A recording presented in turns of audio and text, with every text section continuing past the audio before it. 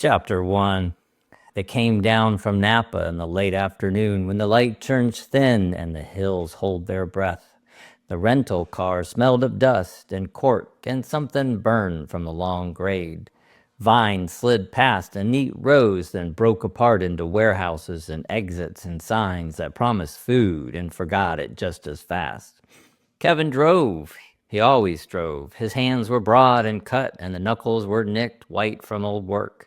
There was a wrench rolling under the seat that had no business being there and yet felt right. Kevin looked out the road the way a man looks at pipe he does not trust.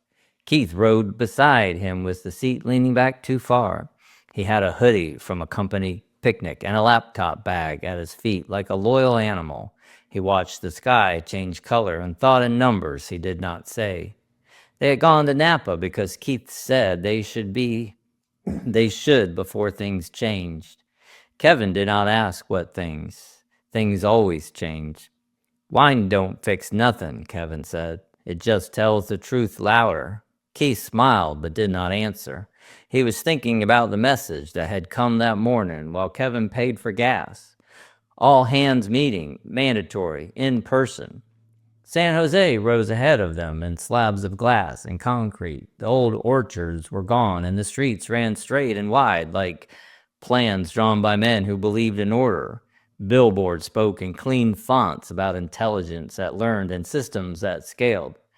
Kevin nodded at one of them. "Whole city's wired tight," he said. "Still leaks." Keith watched the letter slide past. He had helped build something like what the sign promised. Not the whole thing, just a piece that learned from other pieces, and they learned from itself. "They said it won't need as much longer," Keith said. He said it quiet. Kevin snorted. "Everything needs somebody, even machines." He tapped the dash with the engine rattling. "Especially machines." They crossed under the freeway where the tents crouched in shadows and shopping carts leaned like tired men. Kevin slowed. Keith looked away. At the red light, the city hummed. Data centers breathed. Somewhere a system was being trained on words and faces and habits. Somewhere else, a pipe burst and water ran free. The light changed. Kevin drove on. Neither of them said what they were afraid of. They carried it the same way. Close.